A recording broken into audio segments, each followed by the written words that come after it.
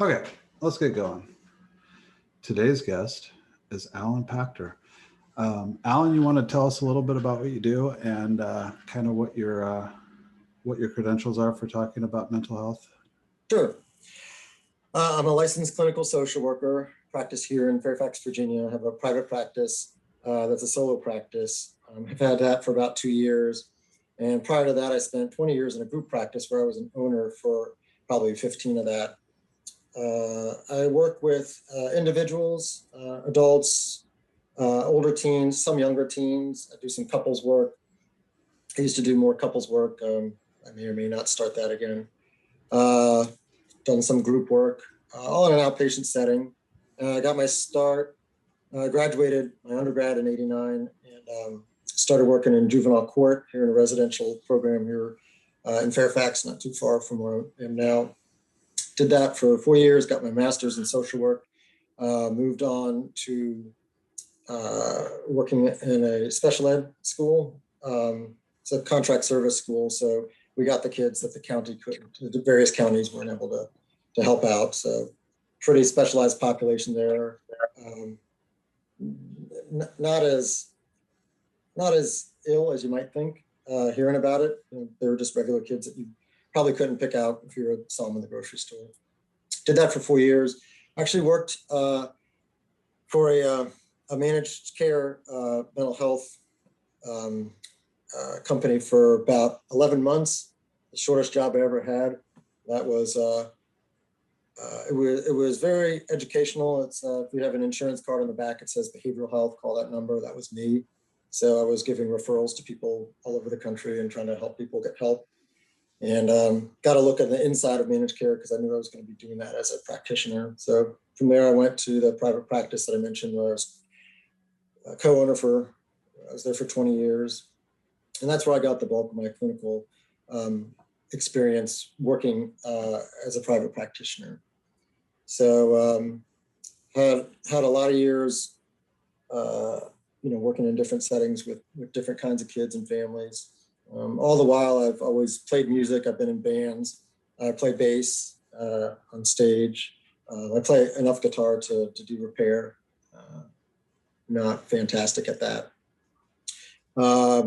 I've only been doing paying gigs for the last, 15 or so years on bass, do a lot of weddings and private events and things like that. So I've had the opportunity to interface a lot with guitar players and kind of get to know their personalities as well and find out how they feel about their instruments. And so I think that helped me a lot when I decided to start my repair business, which actually just started out doing work on basses, mostly making harnesses, wiring harnesses, and that just kind of blossomed and I enjoyed the work a lot. So I have a son, my youngest son has a lot of health problems. And so the initial idea was that since the original private practice wasn't doing super fantastic financially, I was going to do this side project, guitar repair, and that was going to hopefully cover the, and this is not an exaggeration, $30,000 a year out of pocket we have for medical expenses. So there's my little dig at our medical quote unquote system in our country here. It sucks.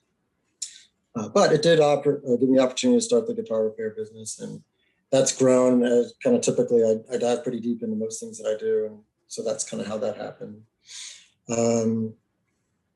Mostly got educated for that on YouTube. I've never been formally trained. Ian, I've seen your videos and obviously read and watched a lot of Dan's stuff, and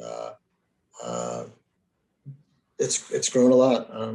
The local scene here in the DC area where I am, there used to be a lot of guitar repair shops, and it's kind of whittled down to me and two others. So we're all like ridiculously busy in ways that I never imagined would even be possible. So it's that's kind of why I was interested in talking about the mental health aspect, because at first I didn't feel like I had a whole lot in common with the guys who do full-time shops, because you guys just dive way deeper than I could ever imagine. But even though the work that you guys do in many senses is more intricate than some of the stuff I do, started to feel a lot of pressure. Started to feel, how do you manage when you can't turn something over in a week or two like I was used to? And I'd always heard stories about people having like a 12-month wait and guitars that they just can't find time to work on, and the owners just kind of wait for them forever. And then so now I find that I'm living that more more and more. So I've been thinking about how to, best take care of me, because, as stressful as it is to work in mental health, guitar repair, that's hard. It's, you're dealing with people's babies, and I still am trying to get my head around like why that's more stressful for me than the mental health. My quick answer is that I've been doing mental health for so long that, I definitely have a lot more confidence in that. But both fields certainly feel that imposter syndrome that we talked about, Ian. And then there's, dealing with the egos and the hard customers. I never had to work in New York City or anything. So most of my people here, actually, the busier I've gotten, the better the customer relations has gotten, because they just I think they take me more seriously. That I, have a waiting list of, 8 weeks, or if it's a big job, 3 months. So they don't mess with my pricing. I think I've also got more comfortable and confident in establishing my pricing and just holding to it, and being comfortable saying bye to people who don't want to pay that. So that imposter syndrome thing, I feel like we should lead off with that, because I hear that a lot.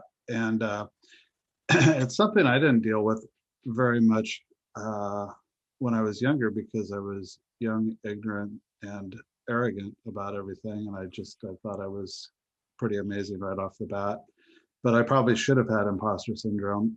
Do you think that, now my hypothesis about it in guitar repair is, it's interesting hearing that you have this in clinical psychology, where people, get degrees, and they have like whole institutions that tell them that they have accomplished the thing that makes them able to go into business doing something. We don't have any of that in guitar repair. There's no like governing body that tells you have earned the right to hang out a shingle. Do you think that that's part of it, or do you think that? Yeah, absolutely. I think that because I don't often compare guitar repair to golf, but I love golf comparisons because they work a lot for me in the work that I do, believe it or not. In golf, you can be a pro golfer, or you could be an amateur golfer, or you could just be a weekend golfer. And for guitar repair, I think there's a lot of that. And so, like, for instance, the initial name of my shop was Al's Basement Garage. Bass was BASS, and it was supposed to be this cute bass guitar, naming. But because people, when they came over, they saw that my shop really was in the basement, then suddenly, that wasn't playing too well for some people who, kind of thought, oh, this is a hobby, or this is, just something that you do, as opposed to you're taking it real seriously and put a lot of time and effort into it. So, I think, as far as, the thing about licensure for social workers that might be something to think about too, in terms of imposter syndrome for guitar repair, is that even though there's licensure, it's still the wild, wild west in terms of actual, unless you get in trouble, you really never hear from the board of social workers or the social work when you do what I do. Like, for instance, we have to do a certain amount of training each year, but in all my years, no one's ever contacted me to audit or make sure I'm actually doing that. So, as a result, over the years, I've gotten less detailed in keeping my records of, exactly what trainings I've been to and such. So I think having the license helps, but I think it's mostly just about how sound your practice is. But I think in terms of the imposter syndrome, I definitely think that, having an outside entity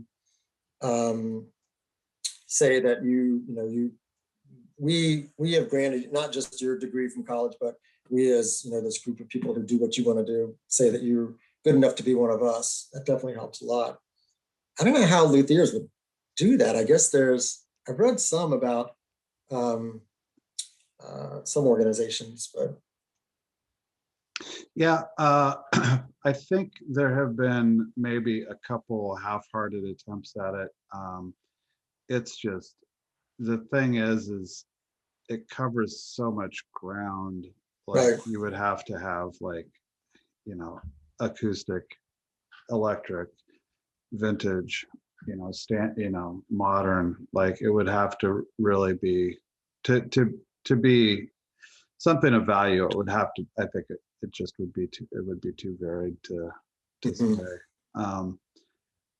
I don't know how you would do it. Now, the other thing too is I don't know who would spend the time doing it for, for what pay. Like I don't know how it would work, but I just and the other thing too is you've got the entire established guitar repair community that are all a bunch of, free to be you and me hippies that if you tried to wrangle them under one Yeah. umbrella, I think there'd be so much resistance you just would get nowhere. It would be a cat herding project on, just orders of magnitude in difficulty. But Well, one movement that's gaining a lot of momentum that I kind of got surprised about is that there's a group of social workers now that's getting to be larger and larger who are wondering about, is there any value and actually any reason to be licensed? Do you, I think like social workers almost never get sued for malpractice. So our insurance is pretty low in general, but people are wondering, what does the licensing board really do for us? And I think this has really come to the fore because the field of coaching has become really big, and a lot of social workers and people like me are leaving the field and just going to coaching, which is the true wild, wild west, because that's not monitored at all. Yet people don't seem to care. And in fact, the stigma of mental health treatment, I think, still is so large that a lot of people are seeking out coaching because it means that they're not sick in their mind, at least. They think, oh, well, I'm not truly a mental health mess, basket case. I just need a little bit of help or, advice. So get into that sick versus not sick, or or like you've got like kind of a smorgasbord of behaviors that might be less than productive, or how, I don't know how people are thinking about it now. One of the things I find useful in my own life is thinking about behaviors that I might have that would be on the spectrum. I think a lot of people use spectrum, like so imposter syndrome for instance might be like something like everybody experiences. Some people might experience it to the point of debilitation, where they're afraid to do anything, and then other guys like me might go, yeah, that's, that's just part of life. You're gonna have days where you feel like that. But so I lost my train of thought there. Well, you're asking about sickness, so that term, let's talk about that. Yeah. I mean, so a sickness, like, is that an indication that you've tipped some kind of like meter on the scale of the spectrum? Like you've got imposter syndrome to the point where you can't walk into your shop. Would that be called mental illness at this point? Or yeah, I mean, I think the term mental illness it's the prevalent term. We don't use sick or as a word too much, although clinicians will, like amongst themselves. But we've all been working for years trying to destigmatize mental illness in general, so that people will get help that they need and realize that mental illness is its own spectrum. Some people have mild depression, some have worse. Generally speaking, the way that we diagnose is in terms of how debilitating it is, how much it's impacting your life. So this is true for addiction. This is true for anxiety, depression.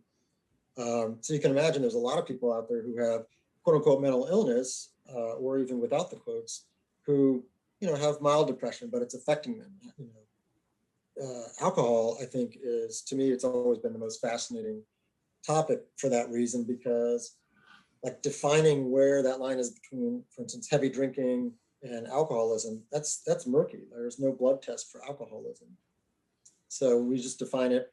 I decided to keep I don't know how familiar you guys are with this. This is the DSM diagnostic manual that we use that has all the criteria for all the behavioral health, including addiction. And for alcohol, as well as most others, it's definitely about how big of an impact is this? Do other people notice it? Does it prevent you from going into your shop? Or, the imposter syndrome, I think, is a pretty mild version of essentially, I guess, what could be described as a type of panic disorder. Like if you get too panicky, you can't function.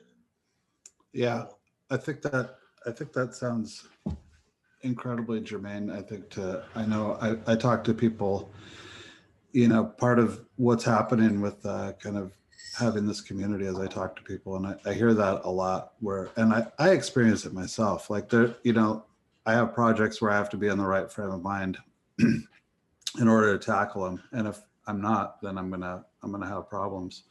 But I think part of that right frame of mind is that do I feel confident right now? Do I feel like I can rip apart an expensive guitar and, you know, like am I at my most confident? I don't know if that's the best frame of mind to be into. Like sometimes my confidence is built out of delusion, but but I'm trying to think like how to go about this. Like, so we're going to talk a little bit later about like detecting personality disorders in customers and kind of where that problem is. As you've been in this guitar repair community and kind of been interacting with other guitar repair people, do you feel like there's a certain type of personality that you're seeing over and over again in guitar repair? Like, did I gravitate towards guitar repair because I've got like some kind of personality issues or something? And could some of those personality issues be part of my problem in guitar repair that I should focus on? Does that make sense, or is that Yeah, it overly does. broad? I think in general, people who care a lot tend to focus on negative things. You know, and I'm guilty of this myself. I had a guy who clearly had some mental health issues 2 summers ago. Like I did some work for him. He was referred by a friend who I've known and trusted a long time. And at first he seemed okay, and he worked in healthcare at the time. He was doing COVID related work. So he was a really interesting guy, but it quickly kind of devolved, and he was very unhappy with the end result, which I thought was fine. It was very routine kind of work, but he really like reamed me for it. And man, and that happened while I was at the beach, and it kind of ruined 2 days at the beach for me. And even now, I'm bothered by it. I focus too much on people like that because there's always going to be people who are because of their own mental health issues are never going to really those transactions are never going to go well. I think one of the pieces that I notice about the guitar repair community is we are, I think by nature, more introverted than not. That's a pretty broad brushstroke, but from talking to other guys who do repair, I don't meet a whole lot of people who I think, oh wow, if they didn't do this, they could do sales or something where they really had affluent personality. I think part of the anxiety that people feel is because they got to interact with customers too, and that can be stressful. Picking up a phone. I know people who are paralyzed by phone calls because they get so stressed out about how that's going to go. And again, focusing on the negative is where that kind of devolves. So get into that social anxiety thing. Like for me, when I look back on it, I definitely like guitar repair was an option for me because I just polite society and me were just not ever going to see eye to eye. Like I was ditching out on real life in a lot of ways to guitar repair, and some of that is clearly, looking back on it, social anxiety. Like I can tell you that the tiredest I'm ever going to be in the day isn't from doing crazy guitar repair. It's like if I have a lot of phone calls and I have to have that interaction with people. Right. Is there, like, I don't know anything about what mental health professionals are saying about social anxiety and people that actually have to interface with the public, but are there strategies for taking those experiences and making them less anxious and less exhausting? Or is that just, you got this brain chemistry and this is how this is going to go? No, that's a great lead in for the vast majority of us in my field do something called cognitive behavioral therapy. I don't know how familiar you guys are with that. I'll give you a brief overrun. I'll assume that people don't have a general knowledge, working knowledge. The long and short of that is that the idea here, in the early days of psychotherapy, we had Sigmund Freud, and he thought that if people just, it's the Woody Allen kind of thing. You lie on the couch and you just spew whatever's going on, and eventually you'll find your answer. But you have to do that for 20 years, coming 3 times a week for 2 hours, and not very efficient way to solve people's problems. Plus, it didn't hold up to scientific rigor. So then, in the 1950s, roughly, we started to ask ourselves, maybe we got this backwards. Maybe The thoughts and feelings are both what this is about, but Freud dealt with the feelings and not the thoughts really. And thoughts were considered in light of, the feelings happen first and then you have thoughts. Cognitive behavioral therapy comes at it from a more biologically based idea where, if you're a caveman and you see a dinosaur eat your family or your neighbors, you're going to develop some fears based on that, whereas before you weren't afraid. A better example probably is airline travel. People are often afraid of that because the only media images we ever see of airplanes are fiery infernos. So, I spend, if I added it up, probably in the thousands of hours trying to help people work with the data. And so cognitive behavioral therapy basically says that if we look at our thought patterns first, our feelings come from our thoughts. And this makes a lot of sense when you think of, most of us have had a car accident. My wife had one here in DC. And ever since then, she's driven to New York City, no problem, like into, Manhattan, and like no big deal. But that corner she's still afraid of. And she wasn't afraid of like the day before her accident, but because her brain got, reworked, it created this fear. And so social anxiety is really just fears that's based on either things we've heard or things we've done that were pretty awful and just kind of get stuck in your head, and you have to kind of retrain your brain to that pre-event level. So that's what cognitive behavioral therapy is. It's helping people with their thought patterns. So like if you're a person who's afraid of making phone calls, ask yourself the questions like, what exactly are you worried about? There was this a guy named David Burns, who's a psychiatrist whose work I love. At this point, he's very old and has been around a long time, but I've been using his stuff for years and it seems to work really well, so I stuck with it. So he has this one technique called the downward arrow technique, and you ask yourself, let's take the example of a phone call. I'm going to pick up the phone. What do you think is going to happen? What's the worst case thing that's going to happen? Well, they're going to yell at me. Okay, well, what would happen if they yelled at you? Where would that go from there? And you just keep kind of going through the worst case scenario, digging down a level each time until you get to whatever that root thing is. And for most of us, I think it's that we're, going to be told that we're incompetent, which is, of course, our worst fear to begin with anyway. And that's, I think, everybody. As soon as you said that, the first thing I thought was, I don't want people to find out I'm stupid. So yeah.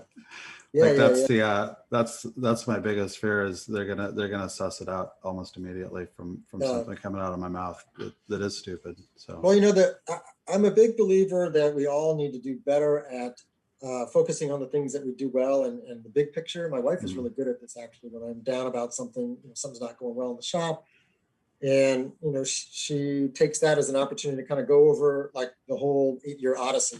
She's like, do you remember when you were first doing those harnesses in the basement, or when you first, started doing this? And she reminds me of a couple examples of when, I couldn't do something that now is routine. And I think we all get kind of stuck in that same,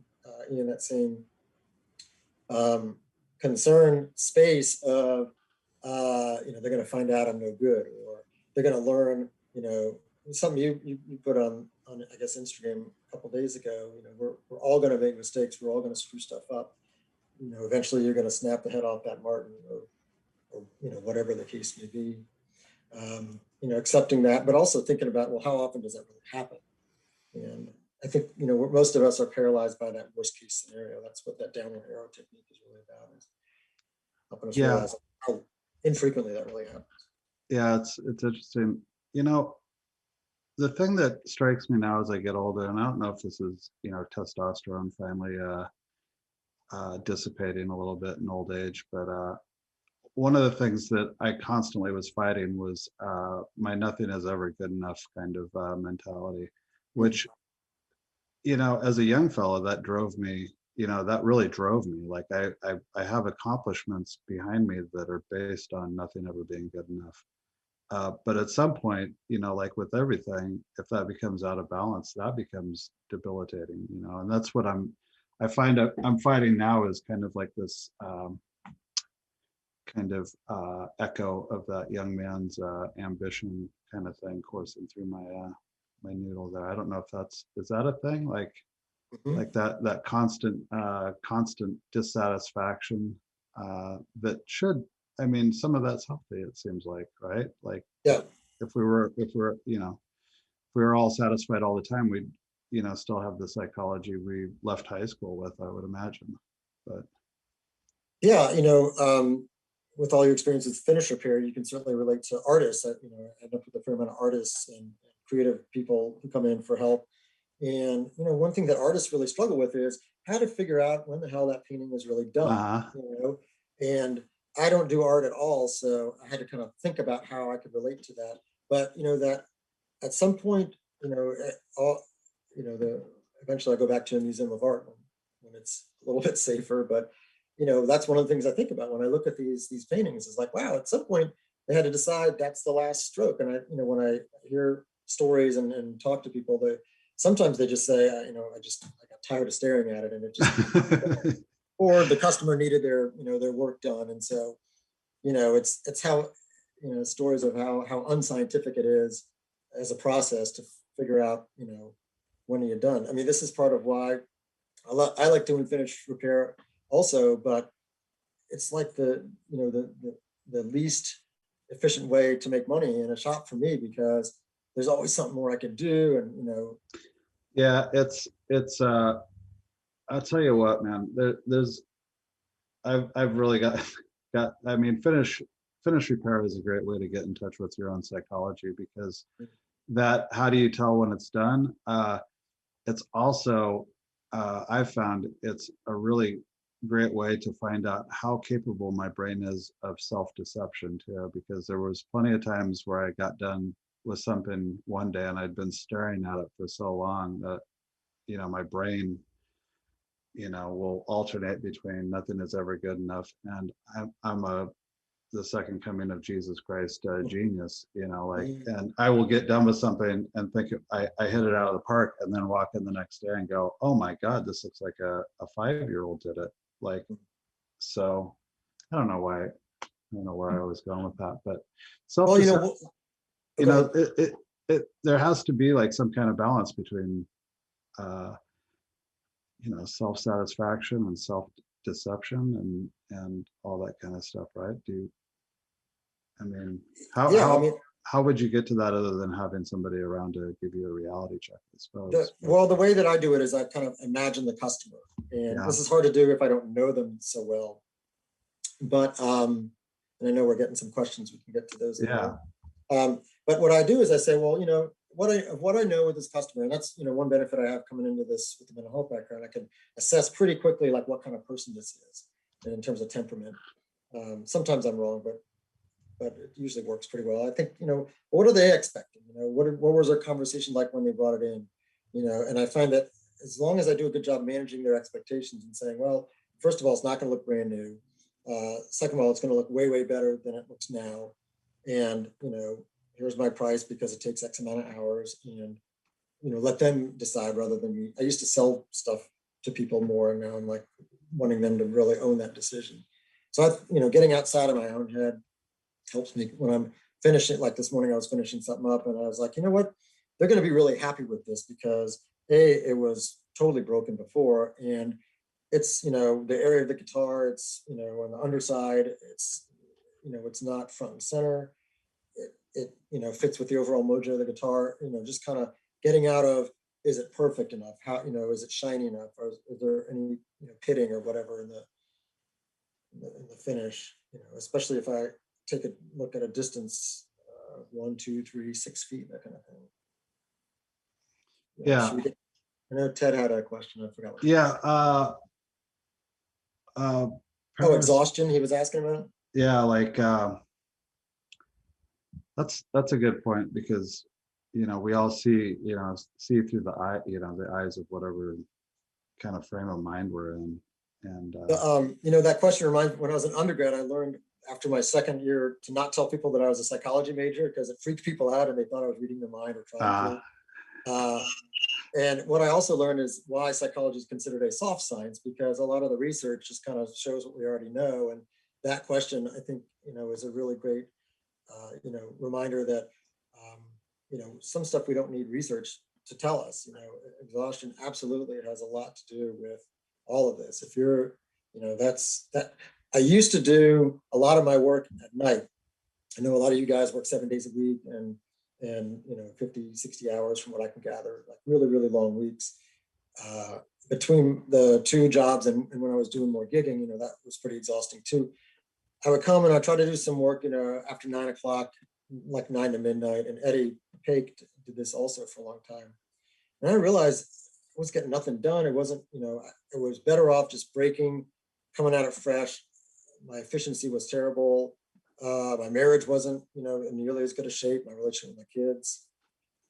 So, I mean, there's lots of factors, and I know not all of us have, spouses or kids or, whatever, but, going with your gut is what I tell a lot of people when they come in for help, and, helping them figure out their own solution. That's really the whole idea of what I do with mental health. And, the same thing really holds true other places too. Like, if your guess is that you're too tired to be working efficiently, my daughter is 22 and she's finishing up college, and we had a lot of discussions with her.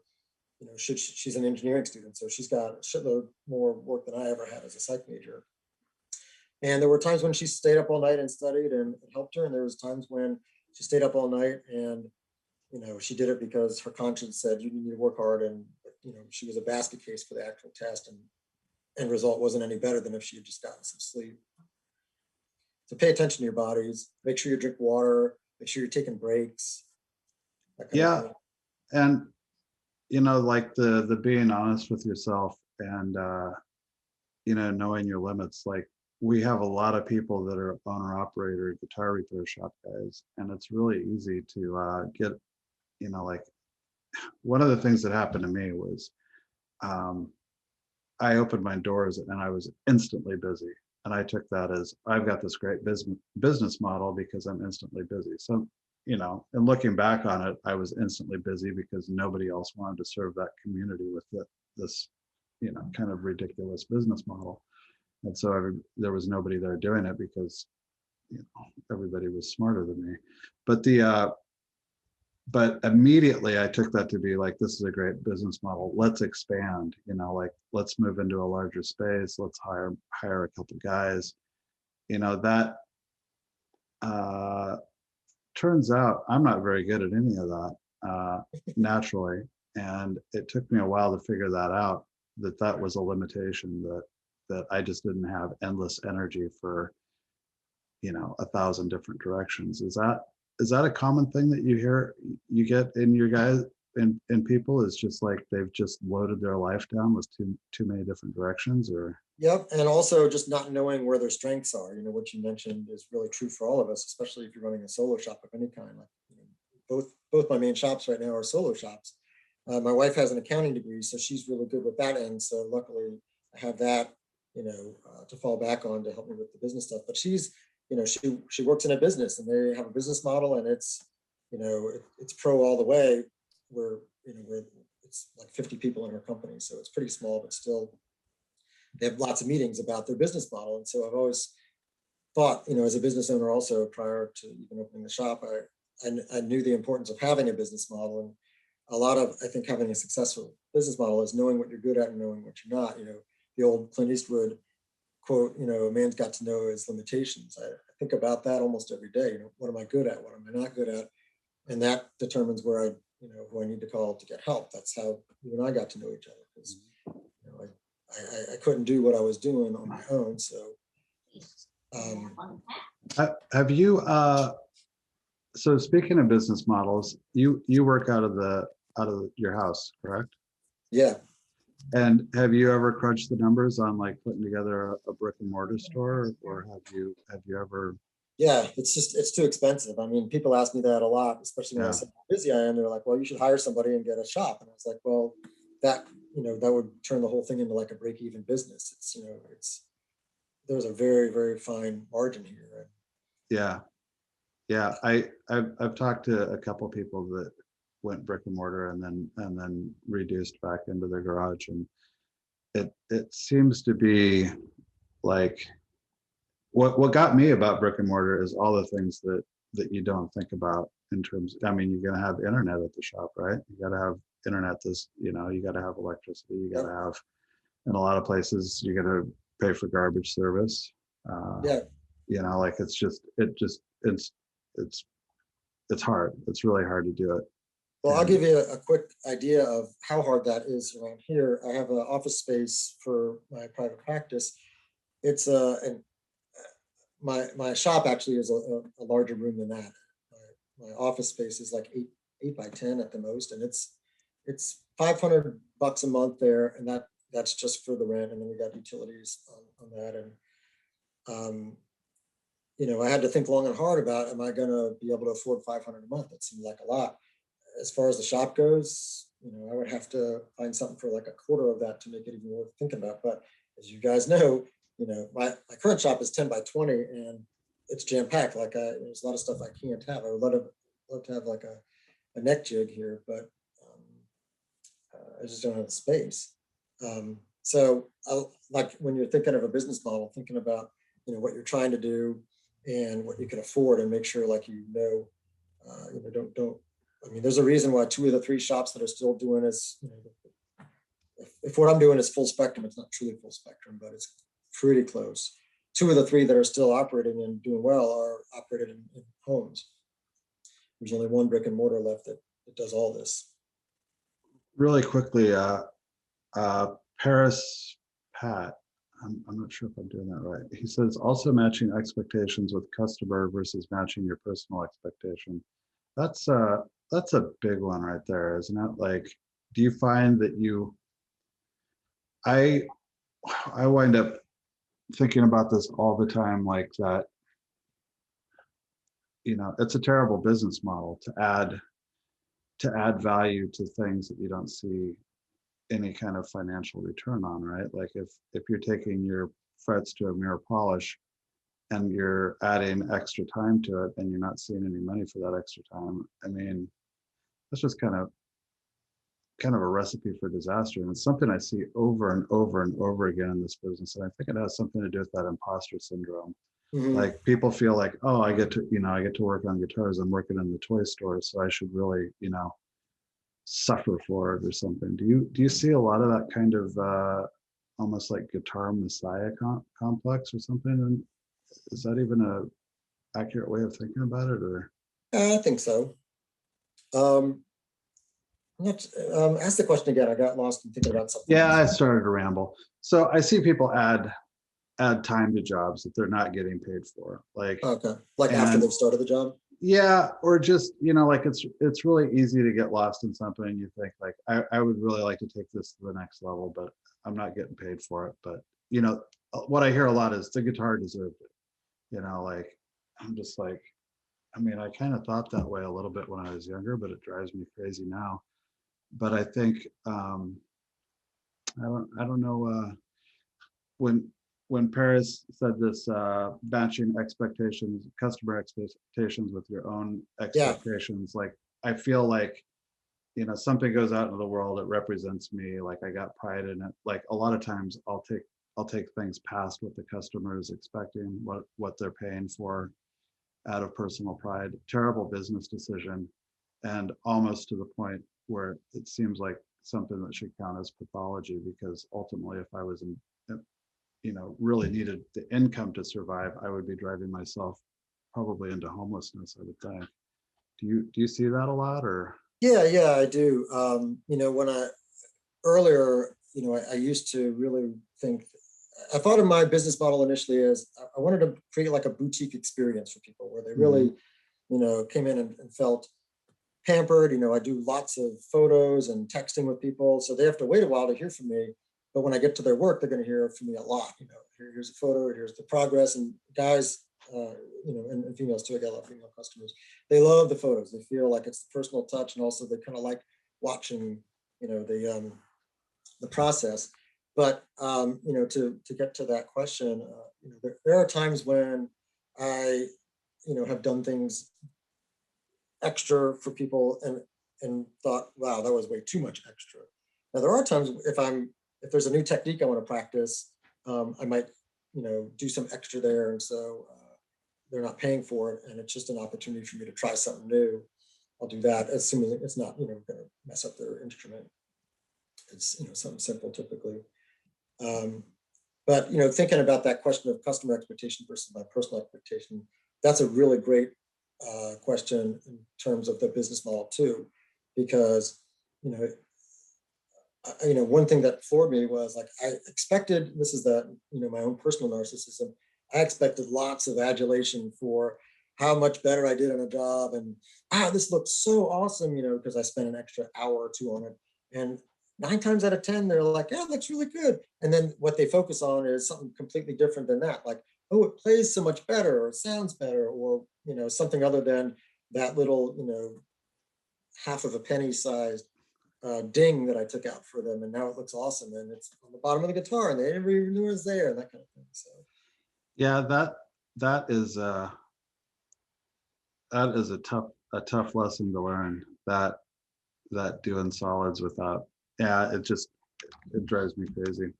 yeah. So I mean, I stopped doing that as much. I do it like a little bit, but not nearly what I used to. I used to, like, for basses, when I was doing, before I did guitar and bass, I did just basses. So when I did a setup, I would take apart the entire bridge, all the screws and springs, and clean it up all real nice, and it looked great. And then I realized nobody gave a shit about that. They were like, "Oh, it looks great," but not, "Oh, wow, you took the whole thing apart." Yeah, yeah. I think,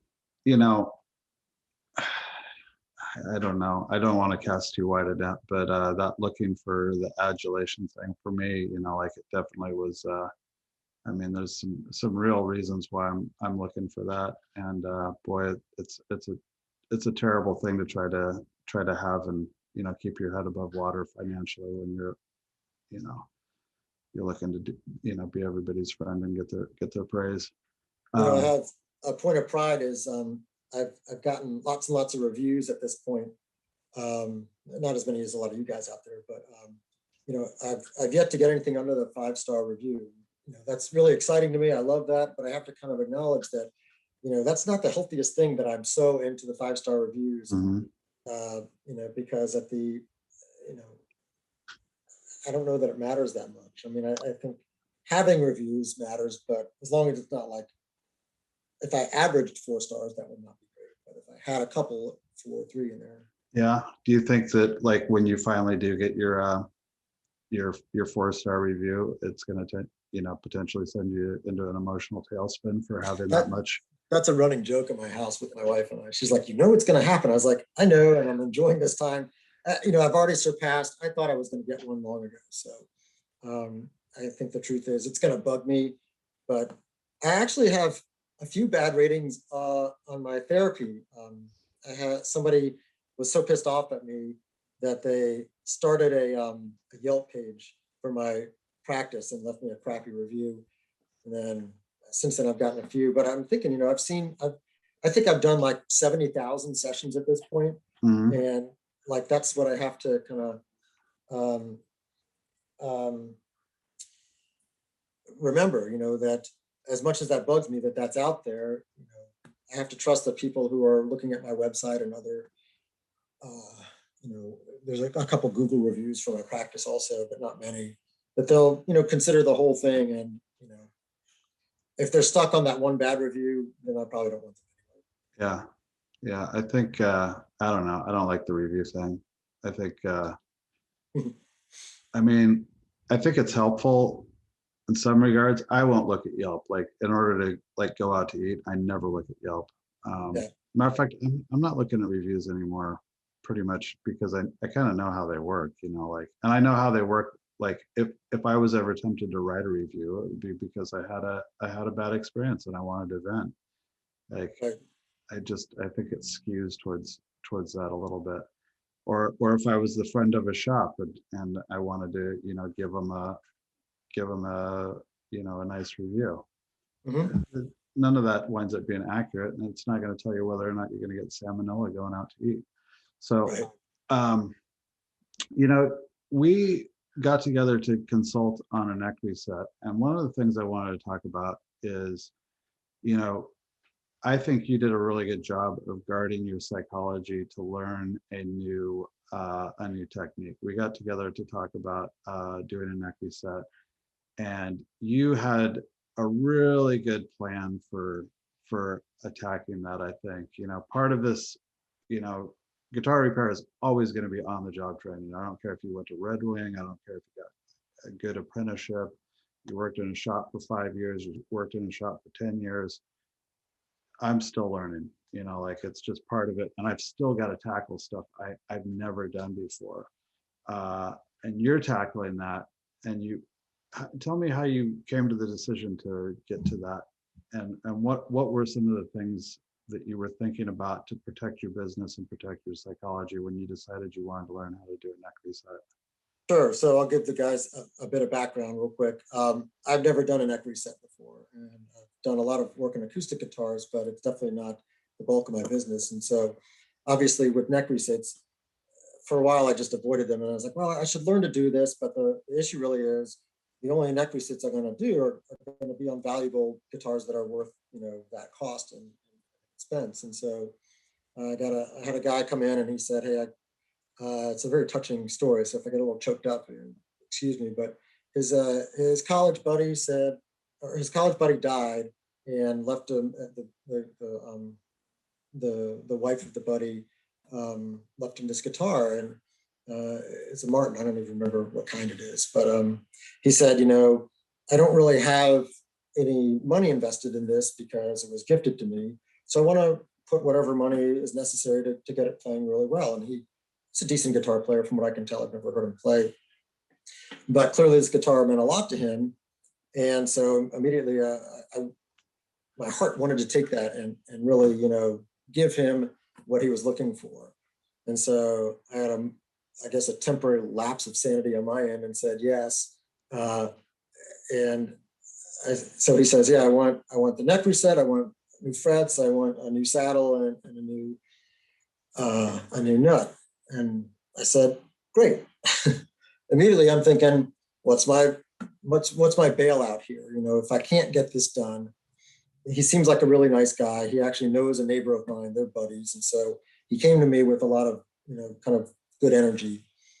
And so right away I decided, well, I'll give this a shot. I think I could do it. I've learned to do a lot of things to this point.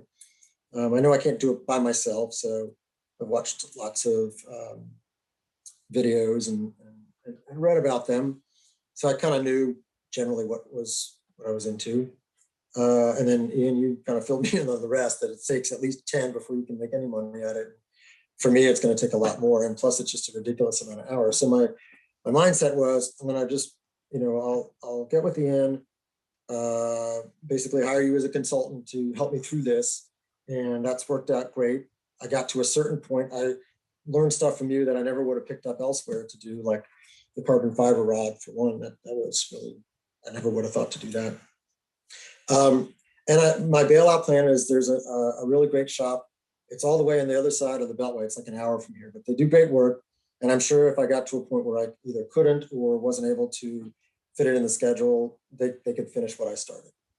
And I've had to take a lot of deep breaths and think about that a lot, and realize that, I lost a lot of hours having to try to make shims for that thing. How many times I've tried to make shims for that thing.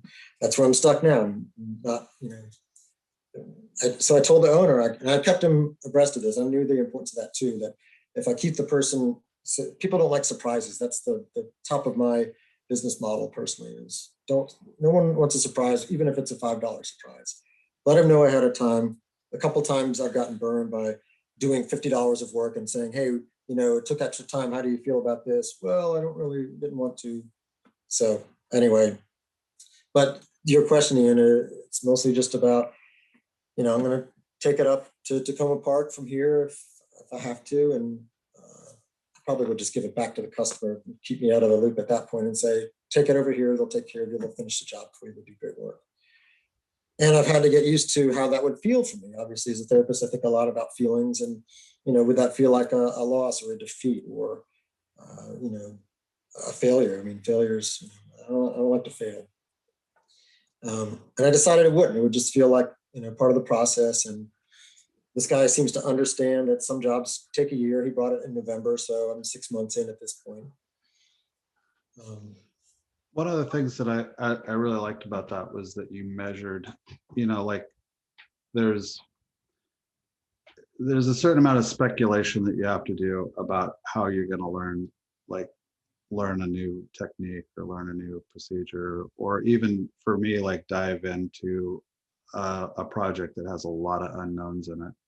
I mean, everything about an acoustic guitar is a variable. The wood stiffness, the, you know, just like it's just a big X, you know. So what I really liked about how you tackled that was understanding that you weren't going to like, I'm going to learn neck resets. So the first thing to do is take in 10 of them and just plow through, you know, plow through them, you know, like, I think that's a good example for how people should, you know, take in a speculative job, have one in your workload, front load it with a lot of caveats, you know, backload it with a lot of like, you know, a lot of people that you can count on if things go sideways, you know, like all of that stuff, I think was a really good way to think about how to do that.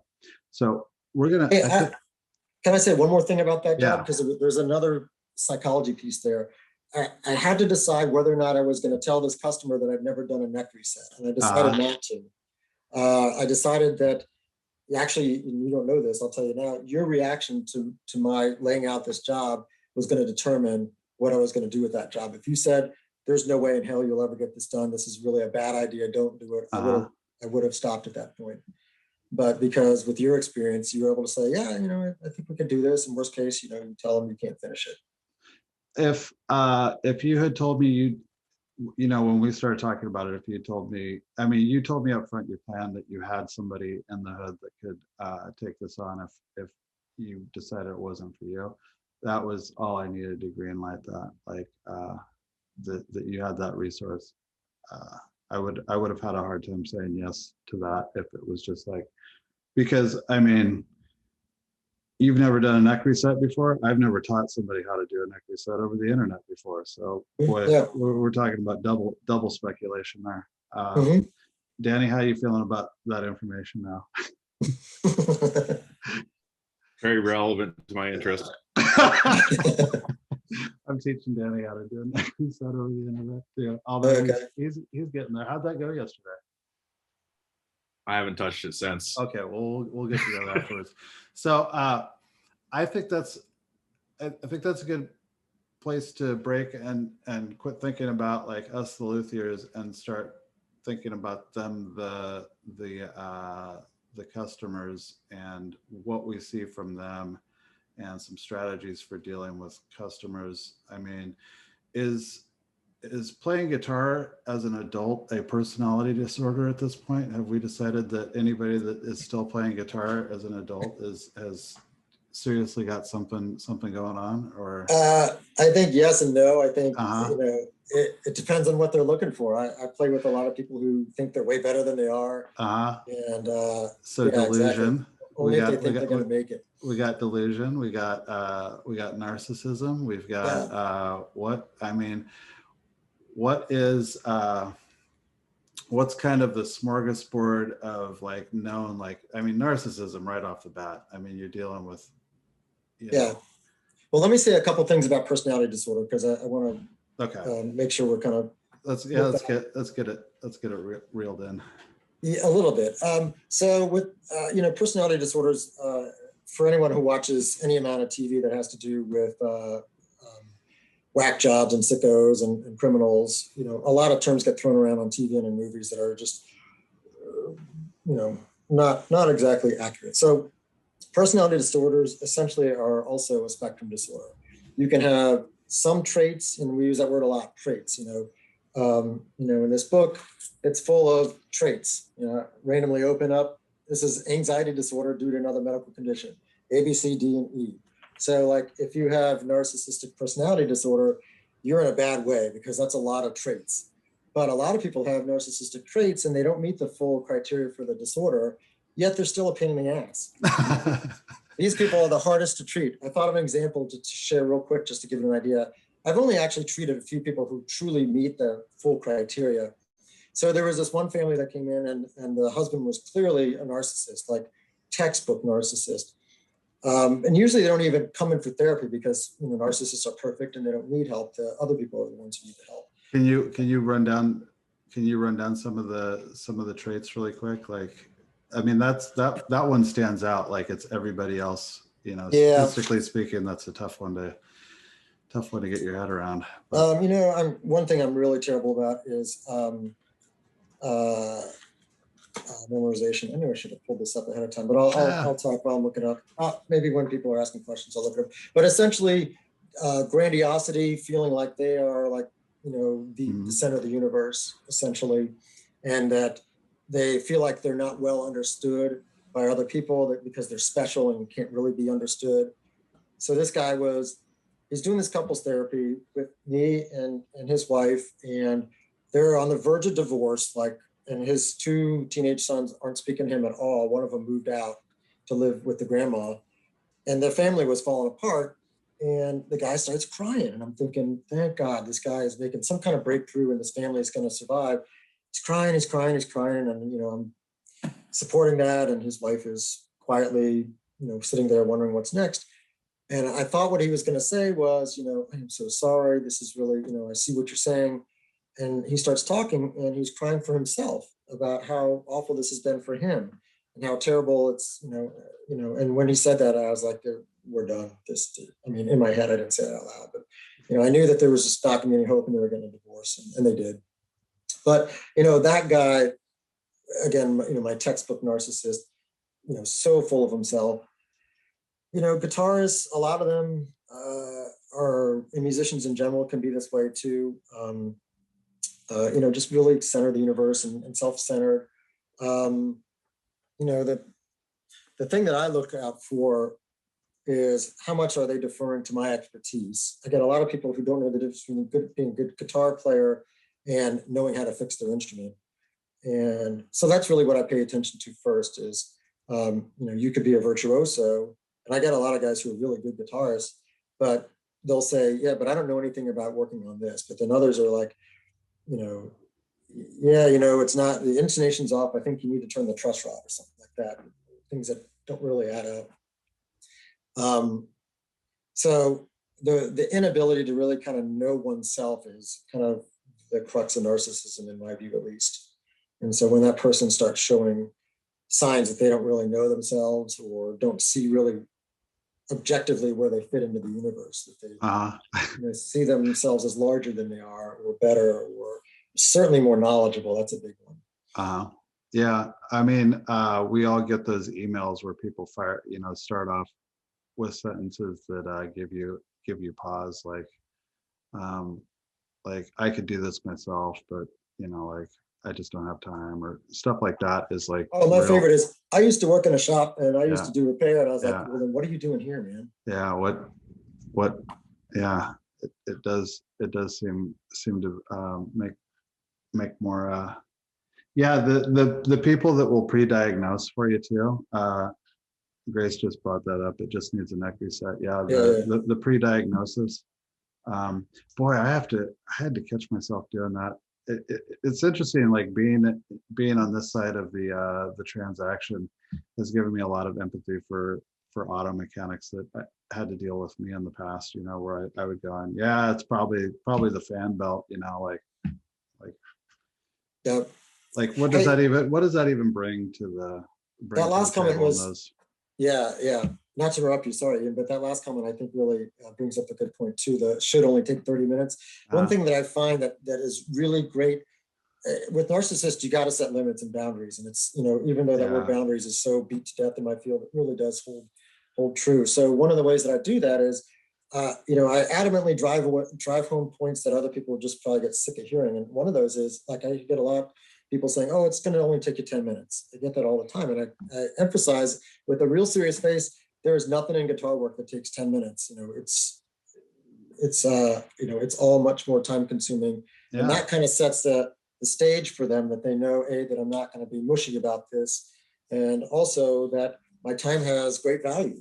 One of my things I think about, I haven't had to say this yet to a customer, but, I plan at some point that I'm going to have to say, here's what my time is worth to me. It may not be worth that to you. And if so, then, you're better off somewhere else. Yeah, absolutely. That brings me to Bridgerly takes 10 minutes. Yeah. Yeah, it takes me 10 minutes just get over being pissed off for being told how long things take by people Well, it who takes don't know any 15 better. for me to make my my latte, so Yeah, that so counts. I'm on the yeah, clock. the uh, that brings me to my something that I want to talk about, which is are people that are skillful emotional manipulators, or just people that are skillful manipulators. One of the things that I encountered early on, especially when I was high-end vintage guitar adjacent, is we get these guys that are like professional pickers, and they basically, there's no professional pickers in guitars anymore. I mean, the internet's pretty much destroyed that, but they're real crafty guys, and they basically kind of predate on young luthiers, and they're all about kind of stroking your ego, but then getting work done on the cheap, so they can flip the guitars. That's just the tip of the iceberg in terms of people that are like willful crafty manipulators. Do you see that a lot, like kind of that kind of like borderline sociopathic predator out there trying to make golf course stories about what economic geniuses they are in vintage guitars? Yeah, not so much where I am, because my shop really isn't like a specialty shop for vintage guitars. And I mean, I get plenty of old guitars in here, but it's not part of like, I mean, I don't really do any marketing in it at all anymore, but if I were to, it wasn't going to do that. So I think that you're going to become like a magnet for that kind of customer. I think if you're setting your shop up for, we specialize in stuff that's worth a shitload of money. My shop, I work on a lot of Squires as well as a lot of, I had a 1960 Jazzmaster. That was kind of a cool one to work on. So like, but when I do encounter that kind of personality, again, I can't say enough about the importance of limit setting and really kind of being, putting your game face on for those guys and saying, yep, and pushing back on them, because what they're looking for someone that's going to play ball with them. And so if they see the, emotional manipulators, they're going to go for the easy prey. They're like, burglar. If your door's locked, they're going to go to the house that's unlocked. It's, that's their business model. So if you say, if they say, man, it's only gonna have this guy who said he worked in a shop, oh, it's only gonna take you this amount of time. And I just have to say, no, it doesn't. It takes me a lot longer. I kind of have an inside joke that I never worked in anybody else's shop because I would have got fired because I worked too slow. But I don't share that with those kind of guys because I don't want to give away that I don't work particularly fast. So again, it's just really, even practicing in the mirror, like how you might talk to that kind of customer. Again, depends on, if you get a lot of them, then it's worth time practicing. Otherwise, if it's just one, it's really depends. Yeah, we, in our little pre-interview, I talked about working in Brooklyn and dealing with kids that were like, if you said a price and a time, like I would say probably 7 out of 10 of those kids, no matter what you said, they would just like visibly have like an emotional response, like, oh man. And then a lot of them is like, well, I'm going into the studio, or I've got a gig. The gig is a bookstore, and the studio is their friend's apartment with a 4-track, or recorded on the computer or whatever. Like, it's just complete nonsense. But the that thing of like visibly like having a little, basically, I felt it was ultimately, when I started recognizing it over and over again, it's basically emotional manipulation, right? They're wanting you to, they want to send you a signal that they're in distress, and the remedy is for you to lower your price or to get the work done faster. Do you see that a lot, or is that not something that goes on in your neighborhood? It definitely does. One pushback I think that helps a lot is, actually, I run my guitar shop really similar to how I run my private practice. I use words like appointment. I set specific days and times for people to drop off. Even like Tuesdays is my one full day. So theoretically, they could, give me 15 minutes notice and come any time of that day. But I set up specific drop off times to manage my own time, but also to kind of send a message that, hey, this is, it's going to be like visiting a business. It's not just, hop on in and, here's my guitar, can you fix it real quick while I go get some coffee? It's not going to be like that. So when I set up, initially I say, well, it's 6 weeks until I could get to your work. They say no, and they say, well, I could do it in 2 weeks, but it's going to, can you drop off 9 a.m. on Tuesday the 27th? I find that really helped a lot, and I almost never get those, sociopathic types. Once I start talking like that, they just kind of say, oh, let me call you back. Yeah, and then they're off to look for the people that put up with that kind of behavior, I suppose. Yeah, I mean, I think if you work for someone else's shop, you probably don't have that degree of freedom to set things up in that manner. So I don't know how much that pertains to other people who don't work in them. Yeah. Grace wanted to know, what other details do you straight-faced, extremely clearly lay out to reduce any friction at the end of the transaction? Like, I'm assuming Grace means the end of the drop-off. Yeah, or the Or do you think the end? Or the end of the transaction. Do you ever have anybody try to pull any like financial scams at the end of it? Like, I'll pay you. I anticipated that I would, and I have yet to have that. I told them cash at pickup is fine. By that time, I weeded out whether they're going to be a problem. I've never had anybody really do that. Since COVID started, I asked people to pay prior to pickup. It doesn't have to be, super early, but before, I had a couple Venmo transactions in my driveway, and that was terribly awkward. I didn't like that at all, so I stopped doing it. It's pretty weird. I had a guy come over to pick up, and the Venmo wouldn't work, and I thought, oh my God, this is a scam. And then he wound up getting it taken care of perfectly. But you ever run into just like any straight up scammers yet? Like, no, it's a little hard in the service industry. Like, it happens more if you were to have a brick and mortar and you were going to sell guitars too. Yeah, definitely. But I'm not shipping anything anywhere. So I just ask how you turn your brain off. Yeah, how do you turn your Lutheran brain off? I think it's really important to have business hours and working hours. When I left that job that I worked at for 4 years, part of why I needed to leave, well, one of the kids I work with committed suicide, and I decided that was a sign that I needed to move on to something different.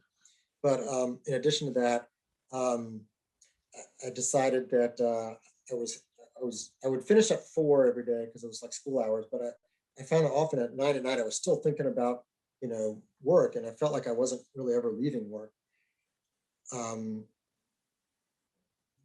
So like that doesn't really happen to me here with guitar work, but there are times when something's bugging me, and I think a lot of it depends on your personal circumstance. Like, as soon as I leave the shop, I got 2 kids, a dog, a cat, a wife, and it's go time. It's nighttime, and dinner's happening, and bedtime, and all that stuff. So it's kind of it does the job for me.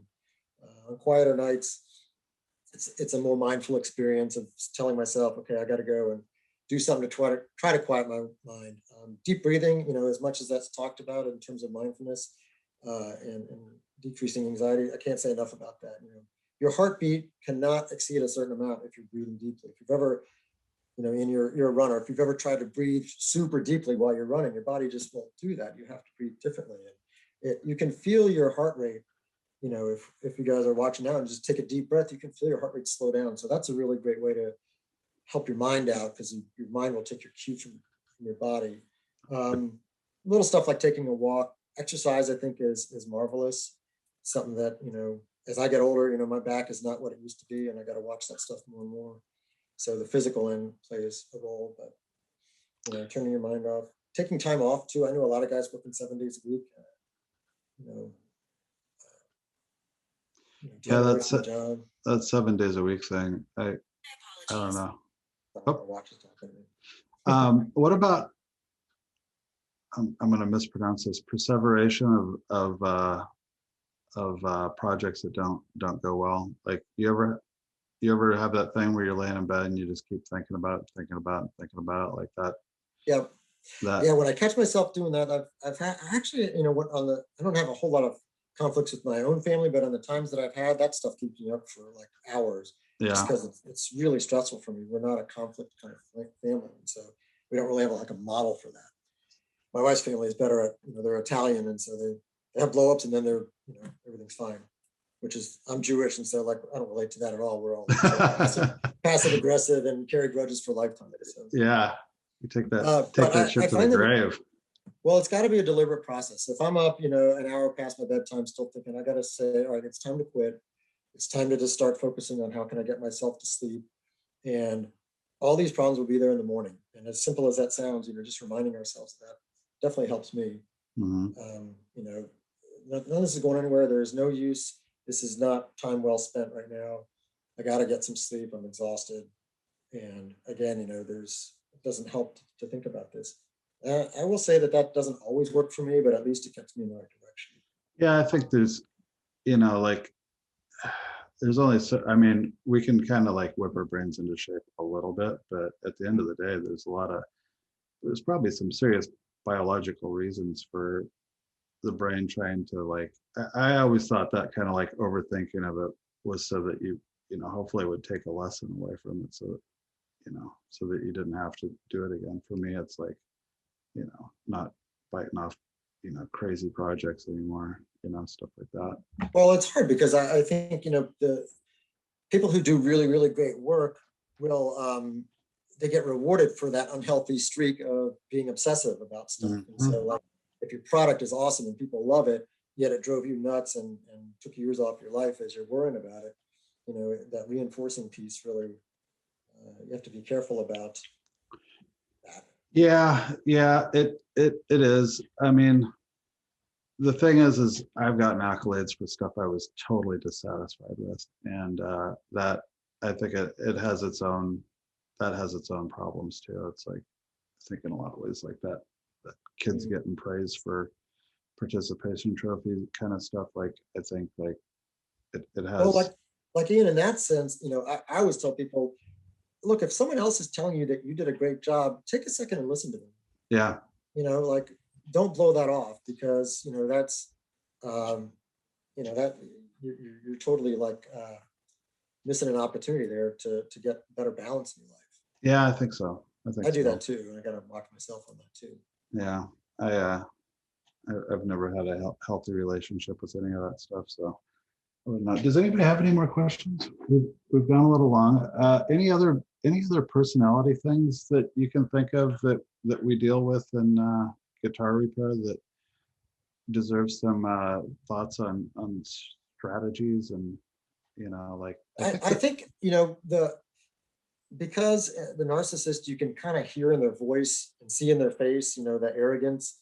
They're a little easier to see. I find that the passive aggressive ones are the trickiest. The one that I was talking about earlier, who got me a couple summers ago, he was super passive aggressive. Like, I didn't even know he was unhappy. I happened to be talking to our mutual friend, and I said, "Oh, how is he liking the guitar?" It was literally in passing, and he said, "Yeah, it's got some problems with it." And I was like, "Oh, it's funny. The guy never called me or said anything." So I reached out to him, which is mistake number one. And he said, "Yeah, it's not playing right." So like the passive aggressive types, it's hard to see them coming. Sometimes it's just, I think clear communication and, like I said, just lining up the job exactly, as detail oriented as you can. And I know a lot of you guys do that, with invoices. I sent out invoices prior with all the pricing and everything. And so there's no question. And that, I think, helps mitigate some of the passive aggressive tendencies that people can have. Yeah. I think that's good. The biggest complaint I hear about other shops from customers who come, because they've had a bad experience, is that the person wasn't clear in the communication and the pricing wasn't as it was stated, and they tried to add something on at the end. And I always think that that's never really worth the trouble it causes, unless it's somebody would be happy to pay. That's different. But. I've got a question. Yes. Could you talk about possibly any other character traits, personality disorders, or more people with kind of maybe learning disabilities or maybe sort of Asperger's people that come in, I sometimes have customers, they'll phone or they email, and the tone of their communication seems very, very rude, and I'm almost arming myself to into a defensive mode. And then when they come into the workshop, they're actually really chilled and everything's cool and they're just happy with everything. Is there some way of kind of are there certain traits to look out for that maybe suggest that that's the type of person you're dealing with?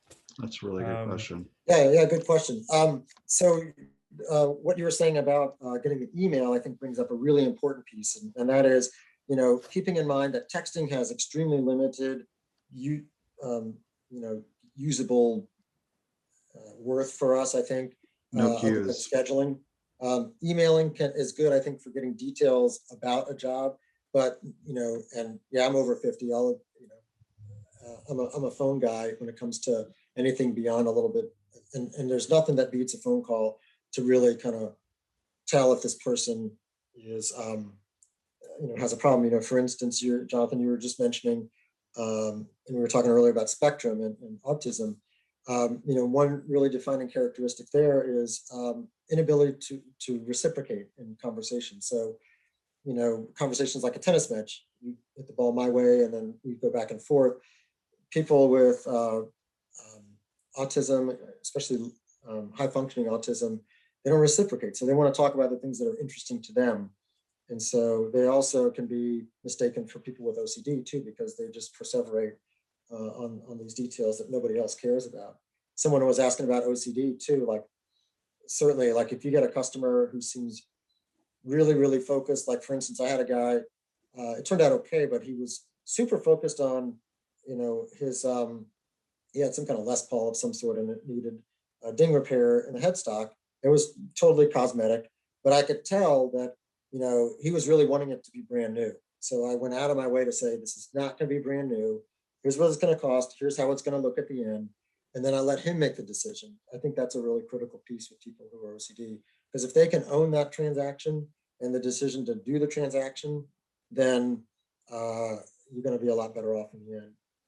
He did have me do it, and he agreed with me at the end. And he's like, "Well, you're right. It's not brand new looking, but for the price you're charging, yeah, it was fair. It was better than it looked before."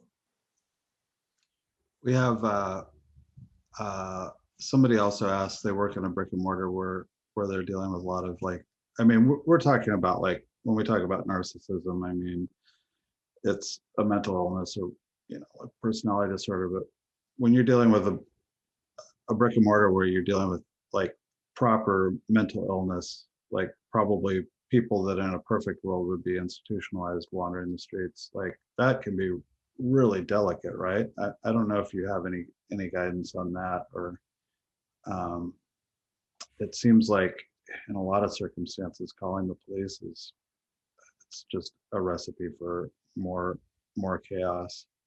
But do you have any, for the extreme examples of unreasonable mental illness, do you have any guidance on something like that?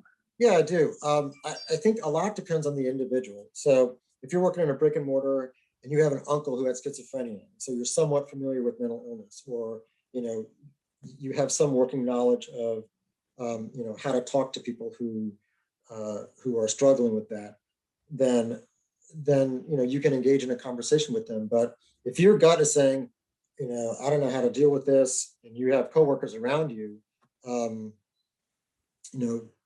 utilize that team, and you don't have to call the cops right away, but just tell someone, hey, can you hold on a second? Let me go. I'm going to get my coworker. We can all work this out together. He's going to help. Something along those lines. If there's nobody there who can help you, and you need to get the person just out of the shop, giving them whatever you can to help quell the situation is always a good idea, rather than arguing with them. These people often, there's ways you can deal with rational people that work, but a lot of times if they're not rational, you just have to be careful, and you're just trying to, end the conversation in whatever way you can. Even if it means, hey, to tell you the truth, I think I'd be better off dealing with you and your guitar, tomorrow. Can you come back tomorrow or something like that? you just need to find a way out. I Yeah. don't know if people have found themselves in like a real life scenario where they got stuck with someone in a corner who felt, unsafe or dangerous. My first job, well, my apprenticeship was done in a small little repair shop that was adjacent to the city bus depot. And boy, Salem, Oregon was the state capital, so the state hospital was there, and we were dealing with some really interesting people walking the street. Mhm. And we were in a tiny, like 400 square foot shop, violins and mandolins hanging on the wall, and people come in, and we just have to go, like, I'm totally sorry, but you can't be in here because you're too unreliable physically, because Mhm. they can have, people can have real episodes, real damaging episodes. Yeah. But yeah, I found that, like, I think we wound up dealing with a lot of stuff like that by buying cups of coffee and, doing some creative diversionary techniques to, Mhm. but yeah, some people are also, they feel so unseen most of the time. A lot of times they go into those shops to have confrontations and be seen. And a lot of times if you don't give them those confrontations, it just becomes uninteresting for them to be there, and they meander on anyway. But Yeah, a lot depends on like how sick they are. If they're schizophrenic, then yeah, whatever you need to do to get them out of your shop, especially if you have guitars hanging on the wall or something like that. Obviously. so any other questions? I'm gonna wrap things up. If everybody's, Jonathan, did you get your question answered? I think we're Yes, good. thank you. Yeah. Alan, this has Yes. been really awesome, and I think it's something like like we've got the forum going and stuff, so it's something that we can definitely keep kind of keep in our minds and stuff, because it's definitely part of the job. It's Yeah. when I was younger and more brazen, I didn't pay a lot of attention to this stuff, and I think I probably am a grumpy old luthier as a result of that, rather than somebody like Dan who's still thrilled every day. So, Yeah, well, I want to say thanks to you, Ian, for having me on. It's been a lot of fun, and it's great to share, with you guys, and also to hear from you. And you guys are all working so much harder than I work here. It's yeah. Hey, everybody, unmute for a second. Just say bye to Alan and Thanks, Thank you, Alan. Alan. thank you, Alan. Thanks. Appreciate it. great to see you guys. All right, take care, everybody. And so I think next one is Ding Kings. If we're gonna paint, I don't think I'm gonna do a pre-video for this one, because I think we'll just cover it during the thing. We'll all get our paintbrushes. Does anybody have any for the Ding Kings? Does anybody need any supplies before the next episode? If you do, email me. We'll sort it out. But Alan, have a good one, and everybody go and enjoy some good weather if you got it. Absolutely. All right, take care. Bye-bye.